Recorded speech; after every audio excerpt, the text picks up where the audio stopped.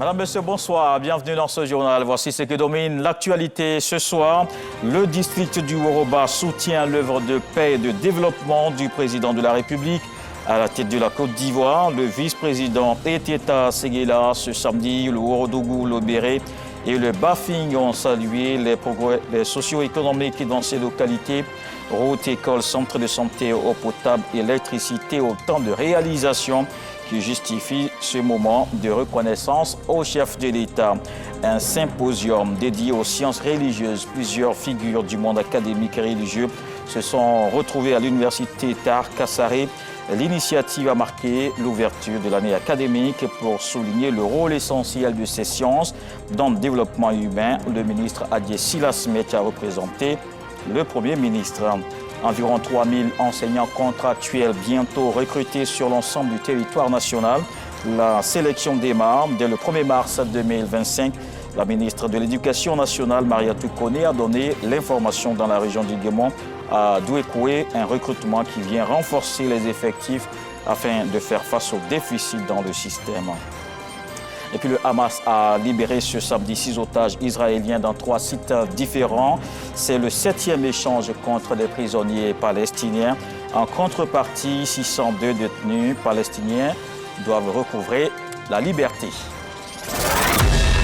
Le vice-président de la République était ce samedi à Séguéla. Il a présidé la cérémonie d'hommage au président de la République organisée par le district du Woroba. Les régions du Worodougou, le Béré et le Bafing ont salué les progrès socio-économiques dans ces localités. Les choses se sont améliorées dans cette partie du pays ces 10 dernières années. Mahama Traoré. Timoko Meïlie Kone est à Séguéla. Le vice-président de la République vient répondre à l'invitation des populations du district du Woroba qui organise un meeting en hommage au président de la République. Pour l'occasion, elles sont venues des 3 régions que compte ce district, à savoir le Worodougou, le Bafing et le Béré. La place de la République de Séguéla, lieu du meeting, a dû refuser du monde. Pour ce qui est des motivations de ce rassemblement, les raisons ne manquent pas selon les organisateurs. Sous Alassane Ouattara, les localités du Woroba, terre des peuples Koyaka et Maouka, ont connu du progrès dans bien de domaines. Conséquence, les conditions de vie des populations se sont améliorées. Aucune voie bitumée ne reliait les 3 capitales régionales que sont Mankono, Séguéla et Touba. La réalisation de ce tronçon routier qui devrait s'achever bientôt, vaut pour nous la reconnaissance éternelle du Woroba au président Alassane Ouattara. Le Woroba s'est métamorphosé. Le taux d'électrification du district du Woroba est passé en 2011 à plus de 98% en 2024. En matière d'eau potable, le taux d'accès est passé de 15% en 2011 à 50% en 2024. De 2021 à 2024, seulement en 4 ans, ce sont 37 nouveaux centres de santé construits et équipés et 44 autres centres réhabilités et équipés. Au préscolaire, de 29 salles de classe avant 2011, ce sont 302 nouvelles salles de classe qui ont été construites de 2011 à 2024. Pour tous ces acquis, le Woroba souhaite poursuivre la marche avec le président Alassane Ouattara, référence faite à l'élection présidentielle d'octobre prochain. La Côte d'Ivoire avance, monsieur le vice-président. Elle connaît la paix, elle connaît la sécurité. C'est ça, en définitive, qui compte. C'est pour cela que le Woroba proclame encore plus fort qu'il se tient debout, comme hier, pour soutenir comme un seul homme Alassane Ouattara en octobre 2025. Timoko Meïlie Kone approuve ce choix des populations du Woroba et les exhorte à cultiver la paix et l'entente. Avec ADO, c'est la paix et la cohésion sociale. Avec ADO, c'est le progrès et l'espoir. Avec ADO, c'est la modernisation et l'innovation. Avec ADO, c'est l'initiative et l'entrepreneuriat pour les jeunes. Avec ADO, c'est la promotion de la jeunesse et de la femme. Avec ADO, c'est la solidarité et le vivre ensemble. Avec ADO, c'est le choix du meilleur pour l'avenir. Le Woroba est un véritable carrefour ethno-culturel qui a si brillamment cultivé le vivre ensemble. Je vous invite et je vous exhorte à maintenir cette belle unité, à renforcer davantage l'entente et la cohésion entre les cadres, les jeunes, les femmes et plus largement entre toutes les communautés du Woroba. Car c'est dans l'union, la solidarité, derrière le président Alassane Ouattara, que la Côte d'Ivoire continuera de prospérer sur la voie du progrès. Avant de quitter Séguéla, le vice-président de la République est allé se recueillir sur les tombes des défunts Amadou Soumaoro et Ahmed Bakayoko, respectivement ex-président de l'Assemblée nationale et ex-premier ministre, deux illustres fils du Woroba, connus pour leur engagement aux côtés du président Alassane Ouattara. Et l'un des temps forts, un défi relevé par le comité d'organisation dans le Woroba, c'est la mobilisation. Les populations des trois régions se sont retrouvées place de la République de Séguéla. Gervais Kwasi, Kader Sokodogo. Pari de la mobilisation gagnée lors de l'hommage au président de la République par le district du Woroba. Aucune des régions du district ne voulait se faire compter l'événement. Le Bafing, le Béré et le Worodougou ont répondu massivement présents sur l'estrade officielle du beau monde, tant en qualité qu'en qualité. Tour à tour, les filles et fils du Woroba, par la voix de leur porte-parole, vantent le mérite du président de la République Alassane Ouattara. Les populations n'ont pas boudé leur plaisir. On peut être fier de notre président et nous pensons que l'hommage qu'il lui a rendu ce matin est amplement justifié. Depuis nous sommes nés, depuis que moi je suis né, il n'y avait pas goudron à Mankono. C'est Alassane Ouattara qui a fait goudron de Bouaké, de Tchénoumé à Mankono, de Mankono ici. Et tous nos petits villages sont électrifiés aujourd'hui. Il y a de l'eau potable partout. Ce que le président Ouattara a fait pour le Woroba, ça se voit.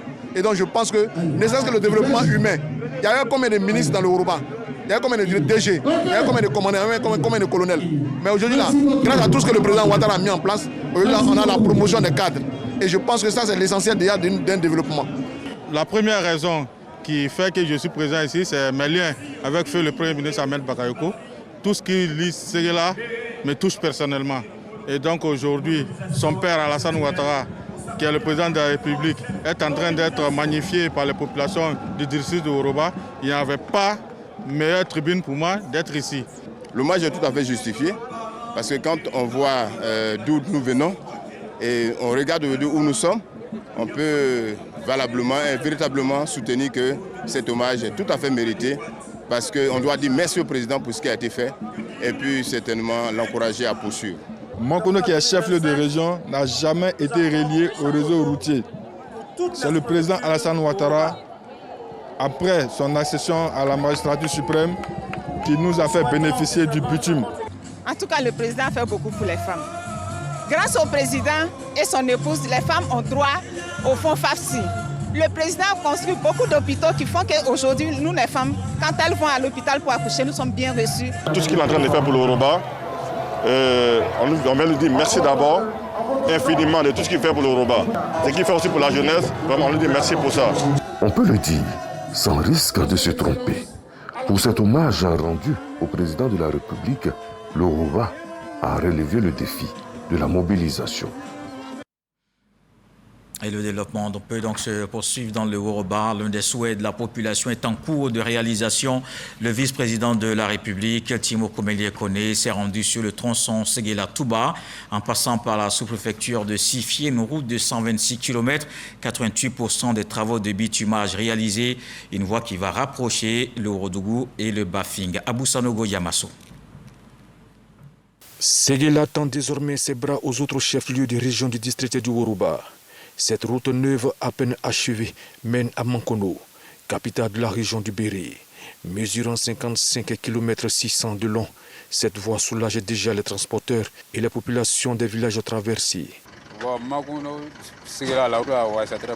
On avait toutes les difficultés, on pouvait faire toute la journée même sur la route. Mais aujourd'hui, en moins de 45 minutes, on est déjà là. Vraiment, c'est bon. Avant, vous voyez toutes ces voitures-là, on ne voyait pas. Donc comment est-ce que les véhicules qui transportent nos produits agricoles allaient venir ici prendre nos produits pour les acheminer vers les grands monopoles? Alors qu'aujourd'hui, vous allez voir plus de 10 remorques qui vont passer ici, venir chercher nos produits agricoles. Vraiment, nous ne faisons que prier pour le président de la République. De l'autre côté, dans le Ouorodougou, on retrouve un autre axe nouvellement aménagé et bitumé. C'est lui qui relie Séguéla à Touba. Sur les 126 km de long qu'il mesure autrefois, impraticable, 88 km 500 de ce tronçon sont déjà achevés, soit 80% du taux de réalisation. C'est un investissement de plus de 104 milliards de francs CFA. Ça nous permet de vraiment gagner du temps sur le trajet et aussi la sécurité y est aussi.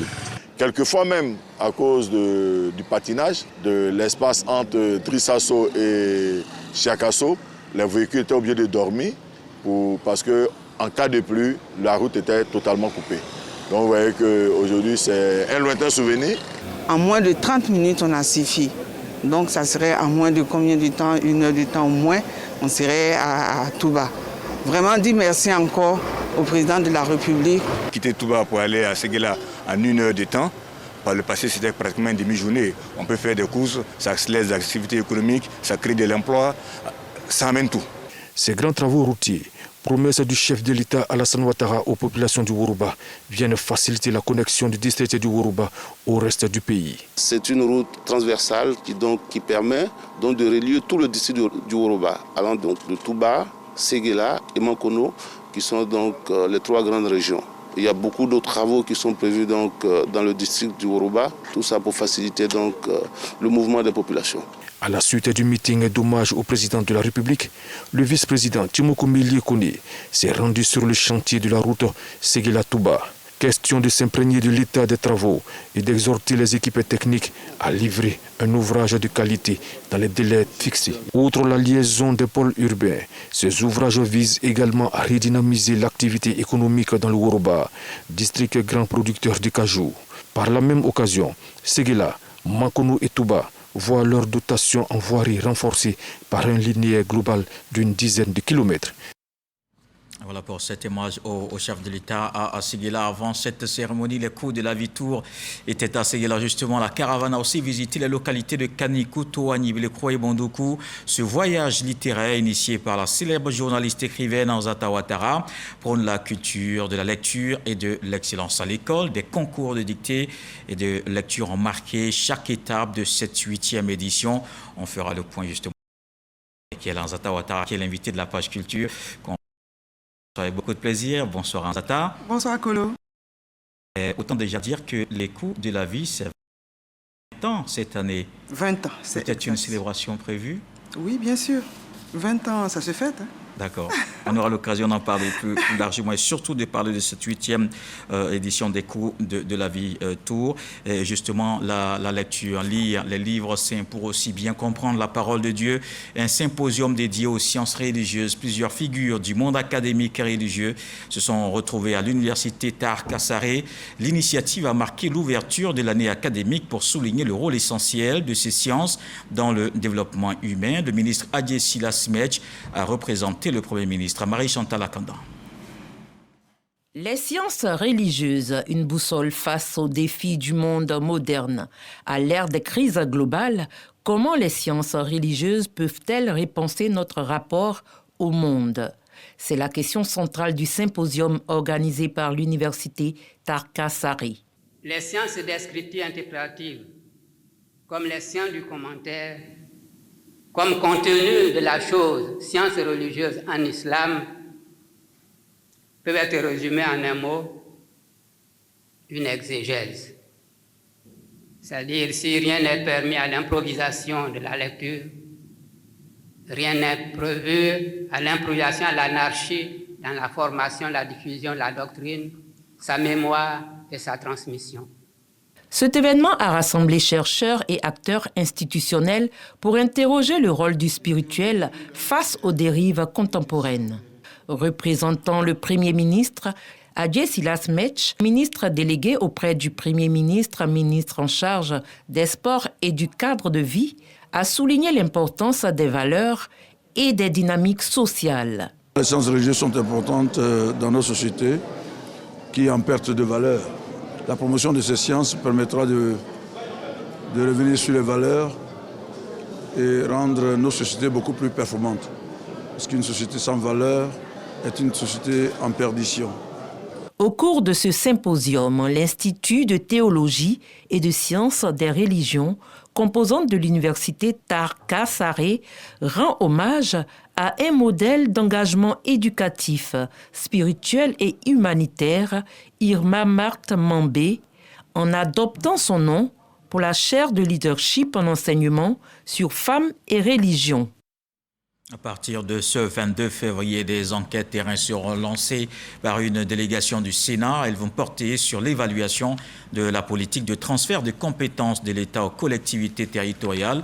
Le président de la commission d'évaluation des politiques publiques du Sénat a donné l'information au cours d'une conférence de presse à Abidjan. On fait le point avec Herman Guivet. Permanence du Sénat à Abidjan. Bakary Ouattara, président de la commission d'évaluation des politiques publiques de l'institution, face à la presse. Avec lui, plusieurs membres de cette commission. Le Sénat, qui adresse toutes les questions relatives aux collectivités territoriales, a décidé de mener cette mission d'évaluation de la politique de transfert des compétences de l'État aux collectivités territoriales. Il s'agira de réaliser une étude qualitative, descriptive, pour aider à la prise de décision par des recommandations pertinentes du gouvernement. Cette étude s'effectuera auprès des structures engagées dans le transfert de compétences que sont les ministères techniques. Environ une vingtaine ont été répertoriés. En quoi consiste ce transfert des compétences de l'État aux collectivités territoriales? Mieux, quels bénéfices pour les populations? Le transfert de compétences est une chose extraordinaire pour le peuple. La plus-value s'apprécie à travers le développement de proximité, la rapidité dans l'exécution des missions sur le terrain. Ça permet aux populations d'apprécier l'action qui est conduite. Il faut que la base participe à son propre développement. C'est extrêmement important. Au terme de ces enquêtes terrain, un rapport de mission sera élaboré. Ces données restituées du 24 au 28 mars 2025 avant d'être transmises au secrétariat général du gouvernement. Et le gouvernement ivoirien qui poursuit ses actions pour une meilleure école. Dans l'enseignement de l'éducation nationale, des enseignants seront bientôt recrutés pour renforcer les effectifs 2855 contractuels sur l'ensemble du territoire national. C'est en tournée dans la région du Guémon, à Douékoué, que la ministre de l'Éducation nationale a donné l'information. Les tests de sélection sont lancés le 1er mars 2025. On fait le point avec Chris Diomandé, Jean-Marc Diadji. 2855 enseignants contractuels seront recrutés courant mars et mai 2025 par l'État de Côte d'Ivoire. Objectif, combler le déficit des enseignants dans le secondaire public. C'est l'annonce faite par la ministre de l'Éducation nationale et de l'alphabétisation, Mariatou Koné, lors de sa visite à Douékoué, capitale de la région du Guémon. Professeur du collège du Vallon, dans les disciplines suivantes: anglais EPS, 256 postes, maths, TICE, 819 postes. L'aide moderne EDHC, 281 postes. Physique, chimie, SVT, 499 postes. Professeur de lycée, pour les disciplines suivantes: maths, mathématiques, donc 330 postes. Physique, chimie, 257. Philosophie, 78. L'aide moderne, 200.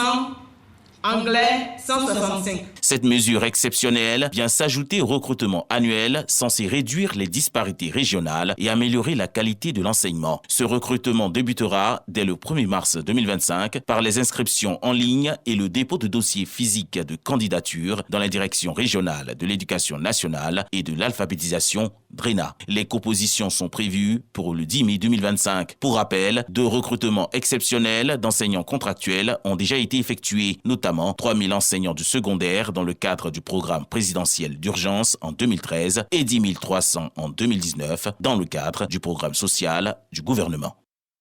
Et je vous emmène maintenant à Dabakala. Le village de Bidiala Bobosso veut être un modèle de développement local dans la région du Hambol. Le chef de la localité appelle alors à l'union de tous les enfants. La Mutuelle Développement a mis en place plusieurs projets en faveur des jeunes, des initiatives qui permettent d'impliquer chacun dans le développement du village. Voyons ce reportage de Boubacar Silla, Soro Corona. Bidiala Bobosso, dans la sous-préfecture de Tendene Bamboroasso. Si ce village est jugé l'un des plus beaux du département de Dabakala dans la région du Hambol, beaucoup de difficultés plombent son développement harmonieux. Ce village fait face à de nombreux défis. On a besoin d'un dispensaire, un grand marché, tout ce qu'un village doit avoir pour se développer. Le manque d'un centre de santé rural est un frein à l'accès à des soins de qualité. Quand on est enceinte, pour aller suivre les rendez-vous, on a besoin de prendre des motos. Avec les femmes enceintes aujourd'hui, il y a d'autres qui ont des problèmes de grossesse, avec les fausses couches là. Donc, on a besoin d'un hôpital ici. Malgré l'existence de forages hydrauliques dans le village, l'accès à l'eau potable constitue une contrainte majeure pour une grande partie de la population. La corvée d'eau, un quotidien pour les femmes et les enfants. De longues attentes et parfois des conflits autour des points de ravitaillement, surtout en saison sèche. Quand il y a le temps de saison sèche là, il y a problème d'eau. On se réveille à 4 h du matin pour aller puiser l'eau dans les marigots. Même si Bidiala Bobosso est raccordé au réseau électrique national, voir le village éclairé la nuit tombée est une préoccupation pour les habitants. Depuis 2020, on a pu avoir le courant, mais la capacité ne suffit pas le village. Maintenant qu'il y a les activités, les gens ont commencé à prendre les appareils, ça ne suffit pas. La nuit, on dit qu'il y a le courant dans le ville, mais on est dans le noir. La population de Bidiala Bobosso n'en peut plus du réseau téléphonique mobile défaillant malgré l'existence d'un pylône. Ils ont placé le pylône depuis 2015, mais jusqu'à présent, ce n'est pas activé. La seule école primaire dispose de 3 salles de classe. Cet établissement sert aussi pour les villages environnants. Nous comptons 130 élèves pour 3 classes. On a un déficit d'enseignants. Les élèves sont assis 3-3 sur le table-banc. Quand on a les évaluations, il faut regarder chez le voisin de gauche à droite pour pouvoir rendre. Quand c'est comme ça, on ne voit pas la vraie valeur de l'enfant. Face à tous ces défis, Bidiala Bobosso aspire au développement. Le chef du village appelle à la contribution de ses filles et de ses fils. Une exhortation bien entendue par un fils du village, Aboulaye Ouattara, a offert 2 forages hydrauliques modèles. Cet opérateur économique a aussi réhabilité les voies du village et celles qui desservent la localité. Il a fait beaucoup de travaux au niveau du village, surtout les actions sociales. Il emploie les jeunes du village. Pour renverser la tendance, la mutuelle de développement initie plusieurs projets en faveur des jeunes. Nous avons réussi à mettre en coopérative les jeunes du village. Nous avons réussi à sédentariser les jeunes. Aujourd'hui, aucun jeune de ce village n'est à l'extérieur. Depuis 2020, la population de Bidiala Bobosso entend faire de ce village un modèle dans la région du Hambol. Tous les regards sont donc tournés vers le conseil régional.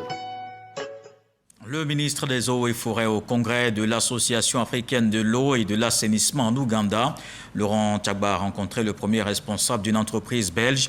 Les 2 parties travaillent depuis quelques temps sur un projet de financement en vue de créer plusieurs pépinières. Des plans seront disponibles pour la politique de reboisement sur le territoire national. Didier Nguessan. 6,5 millions d'hectares reboisés d'ici à 2030. C'est l'objectif de réforestation de la Côte d'Ivoire qui compte actuellement 3 millions d'hectares de forêt. Un objectif pour lequel le ministère des Eaux et Forêts s'active sur le terrain. Le ministre Laurent Tchagba rencontre à cet effet Jacques Massard, PDG de l'entreprise belge Aspac Technique, à l'occasion du congrès de l'Association africaine de l'eau et de l'assainissement. Ils s'entretiennent sur l'état d'avancement du projet de production de semences et de plans forestiers qui sera mis en œuvre par l'entreprise. On est en train de finaliser toutes les démarches au niveau de la contractualisation, aussi bien qu'au niveau du financement pour le démarrage imminent du projet. Imminence veut dire certainement dans le courant du premier semestre de cette année. Alors le financement est un montant global de 40 millions d'euros qui est structuré à partir de la Belgique sous forme d'un crédit acheteur. Laurent Tchagba rassure son partenaire quant à l'engagement des autorités ivoiriennes à voir se réaliser ce projet. Ce projet est actuellement soumis à validation au plus haut niveau et nous avons espoir que cela va se faire très rapidement pour nous permettre d'avancer. Améliorer déjà ce qui existe avec la Sodefort et deuxièmement créer des centres de bouturage dans les 24 régions. Parce que si vous voulez faire la réforestation, vous n'allez pas venir quitter à Odiéné ou bien à Tengrela pour venir prendre des plants à Oumé pour aller faire le reboisement. La création de pépinières de proximité en vue de rendre disponibles les semences et plants et faciliter le reboisement permettra à terme de reconstituer 20% du couvert forestier. Dans le reste de l'actualité, le Hamas a libéré ce samedi 6 otages israéliens dans 3 sites différents. C'est le 7e échange contre des prisonniers palestiniens. En contrepartie, 602 détenus palestiniens doivent recouvrer la liberté. La première partie de la libération des otages s'est déroulée à Rafah plus tôt dans la journée. Les mises en scène à chaque libération d'otages ont été dénoncées par Israël, l'ONU et la Croix-Rouge. Mercredi, le Hamas s'est dit prêt à libérer en une seule fois tous les otages encore retenus à Gaza lors de la deuxième phase de l'accord. Et notre accord tous les samedis soirs, c'est la page culture.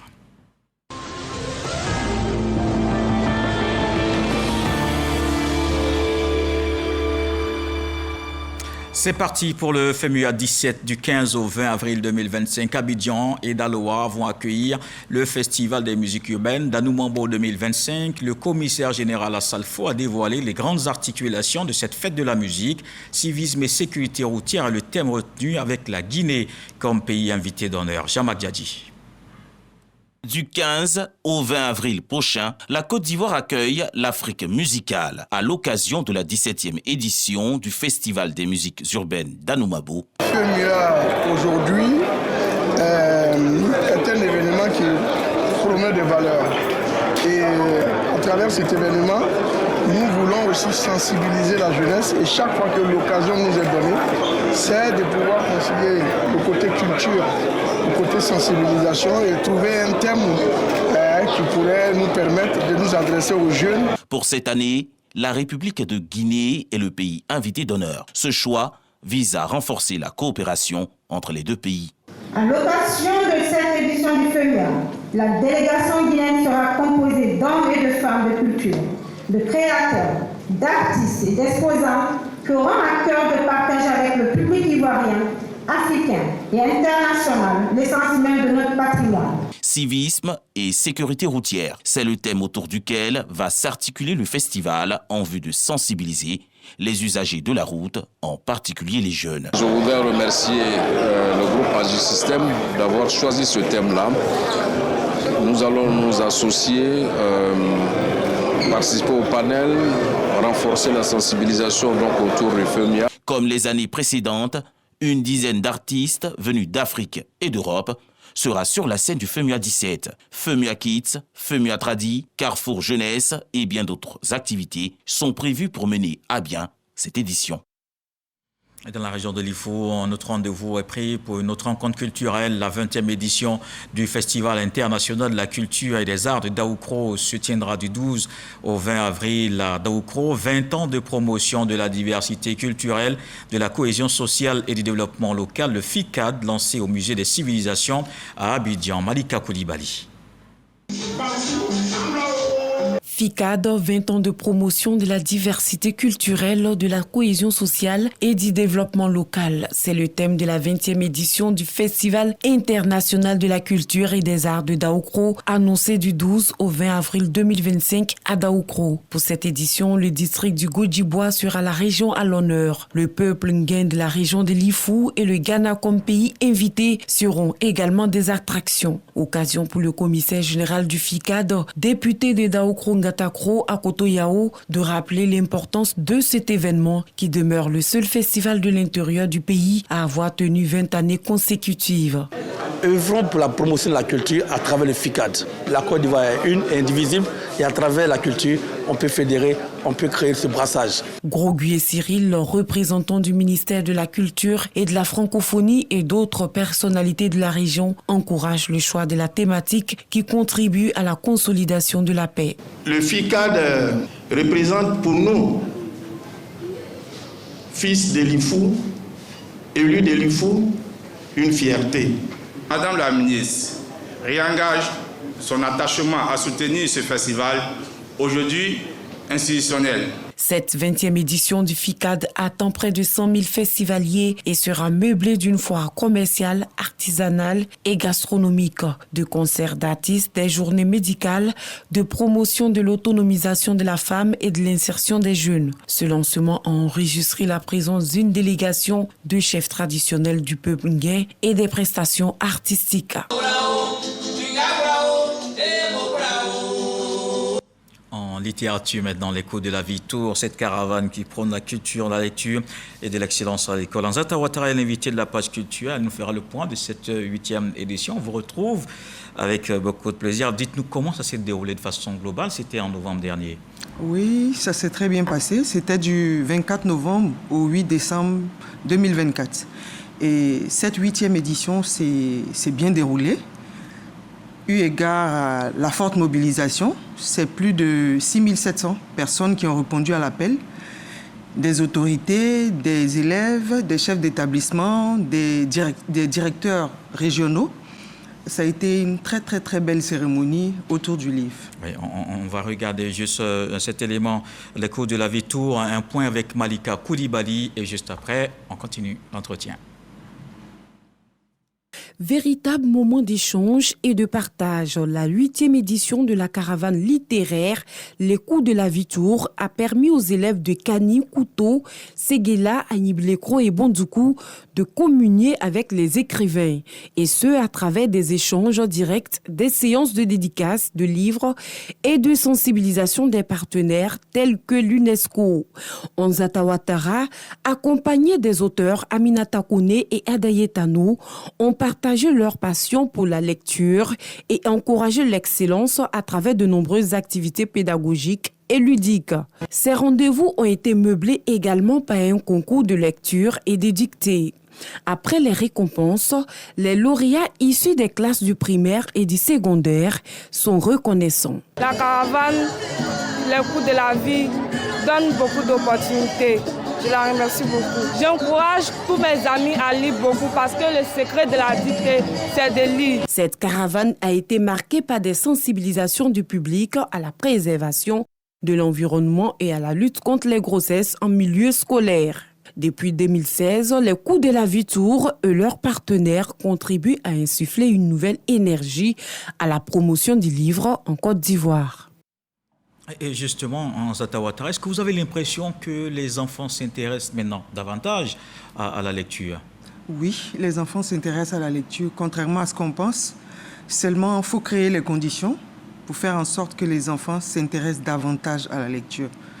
Il n'y a pas vraiment d'activité autour du livre. Je pense que c'est ce qui nous donne l'impression que la littérature n'intéresse pas. Il faut créer beaucoup d'activités autour du livre. Personnellement, nous, quand on va à l'intérieur... Oui, effectivement, mais nous, on a des livres de tout âge, aussi bien pour le primaire et le secondaire. Et quand on va à ces tournées-là, on sent vraiment la mobilisation, on sent vraiment l'intérêt du public. Et quand on offre les livres, on peut sentir le plaisir, on peut sentir l'engouement autour de nos activités. C'est d'abord les enfants, les élèves, les étudiants en compétition de lecture et dictée. Et est-ce que vous faites des classements selon les écoles? En fait, c'est une saine émulation qu'on crée quand on arrive dans une commune et on permet aux élèves de remporter des lots et aussi aux établissements de repartir avec une boîte d'une centaine de livres pouvant constituer une mini-bibliothèque ou renforcer une bibliothèque qui existe déjà. Et au-delà des cadeaux qu'on fait, au-delà des lots qu'on donne aux établissements, il y a des questions de culture générale où les élèves qui se sont bien illustrés repartent aussi avec des lots. On a des partenaires aussi qui nous donnent des kits scolaires et beaucoup de gadgets à offrir aux enfants. Et c'est une activité qui plaît vraiment aux élèves. Oui, et ces élèves qui sont récompensés, oui, mais les écoles aussi, parce que vous offrez des ouvrages à ces écoles pour constituer une sorte de bibliothèque ou de une centaine d'ouvrages. Ou des mini-bibliothèques. C'est en moyenne 1200 ouvrages qu'on offre à chaque caravane. Notamment pour cette édition 2024? Oui, 1200. 1200, en moyenne 280 par ville. Nous avons visité 5 villes, Kouto, Kani, Séguéla, Aniblekro et Bondoukou. Et c'est en moyenne 280 ouvrages qu'on offre. Et les activités autour de ces bibliothèques. Il y a de la sensibilisation. Vous êtes repassé quelque part pour voir aussi, puisque ça fait 8 éditions, pour voir comment les choses se sont passées. Oui, bien sûr, on reste en contact avec les établissements, les chefs d'établissement. Aussi, puisqu'on nous demande à chaque fois de revenir, donc ça nous donne le sentiment d'être vraiment utile, que cette activité a toute sa place.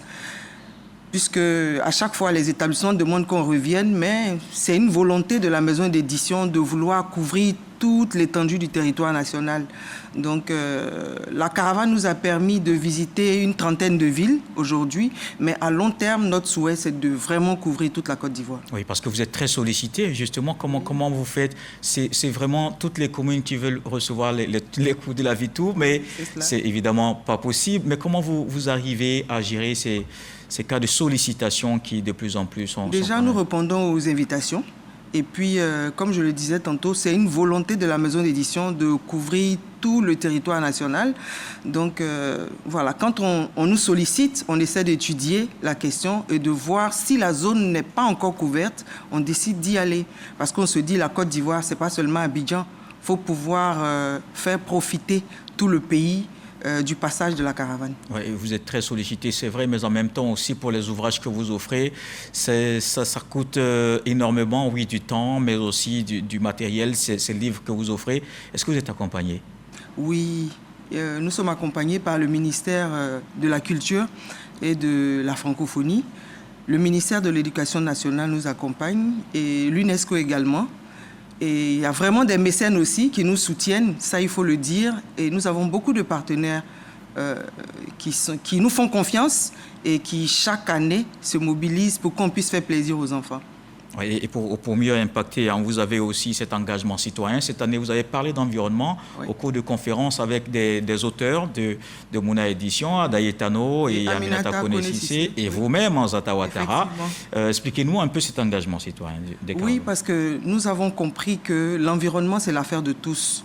Et parler d'environnement, c'est un devoir civique. C'était juste pour faire comprendre aux populations que par des gestes simples, on peut préserver l'environnement et permettre à chacun de vivre dans un environnement sain. Et c'était quand même notre devoir d'en parler, même si nous sortons de notre zone de confort, mais nous nous sommes dit qu'en tant qu'auteurs, on pouvait quand même traiter de ce thème-là pour faire comprendre aux populations que chacun à son niveau doit faire quelque chose pour préserver l'environnement. Oui, et parlons justement des cours de la Vitour, ce concours de lecture et de dictée. J'ai entendu un commentaire peut-être sous forme de proposition, ces adultes qui attendent aussi. Oui, mais bon, je veux dire, c'est vrai, mais en même temps, on ne peut pas satisfaire tout le monde. Donc, le concours de lecture, c'est pour le primaire et le concours de dictée, c'est pour le secondaire, les classes de 4e et de 3e.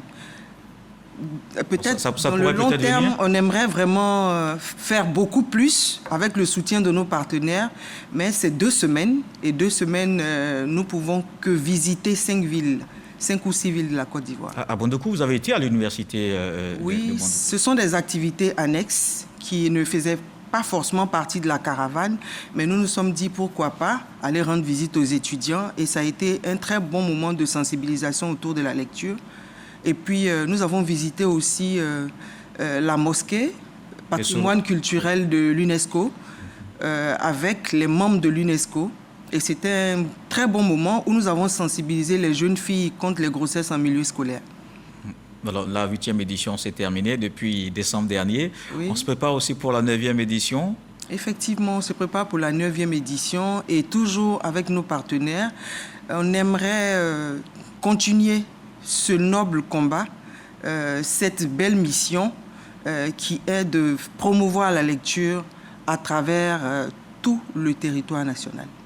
Cette année, ça fait 20 ans, on l'a dit en introduction, 20 ans des coups de la vie. Vous êtes à 18 ouvrages, oui. Pourquoi pas 20 Le 20e, c'est pour bientôt.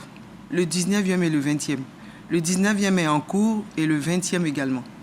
Donc certainement, avant la fin de l'année, la célébration des 20 ans. Oui, on aura le 20e ouvrage. Avant prochaine édition, la 9e édition des Coups de la Vie Tour. Oui, le 20e ouvrage est prévu pour la 9e édition. Merci. Merci Anzata Ouattara, initiatrice des Coups de la Vie Tour. On a fait le point sur la 8e édition et disons, vive la 9e édition en novembre et décembre. Invité de la page culture ce soir. Merci. Merci Anzata Ouattara. Ce journal est terminé. Merci de l'avoir suivi. Retour de l'actualité 23h ce soir. Le sage nous apprend que malgré la force du vent, la pintade garde toujours sa couleur grise. Dieu le voulant, on se retrouve demain.